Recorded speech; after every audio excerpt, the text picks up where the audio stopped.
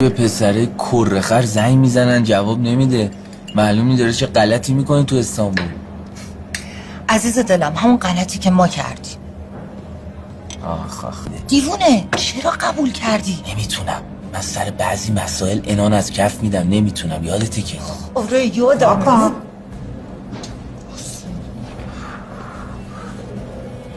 ماکان سلام سیمین جون. اتفاقا الان ذکر خیر شما بود. من فکر کردم که شما آدرس کافه رو به مینا خانم دادین. اسمشون مینا بود دیگه. بله والا من آدرس ندادم، سلام. خیلی وقت ندیده بودمش. بله دیگه سیمین جون، کاملا از رنگ رفته موهاتون مشخصه. عزیزم یه موقعی شما خیلی به خودتون میرسیدین، اصلا ول کردین خودتون رو یهو اینجوری. به خدا اینقدر گرفتارم. بابا خودش به این خوبی جون دلم. تو چرا جواب تلفن تو نمیدی؟ دیشبم که نیومدی خونه. من یه ذره کارام گره خورده. آره معلومه. بشین شما بگو چی میل داری برات بیارم. یه لیوان آب با 2 مسکن. چشم. خیلی اینجا میان؟ من؟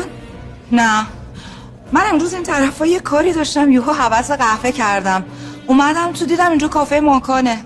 اتفاقی. چه اسمش هم یادته؟ آخه اسمش خیلی خاصه. من میرم دیگه. خداحافظ.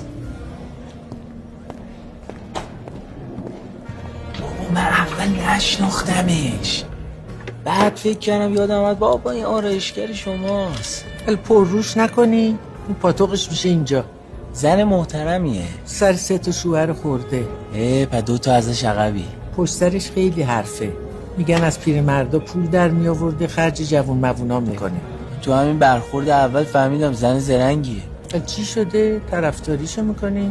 نه من ته وجودم فمینیستم، کاریشم نمیتونم بکنم.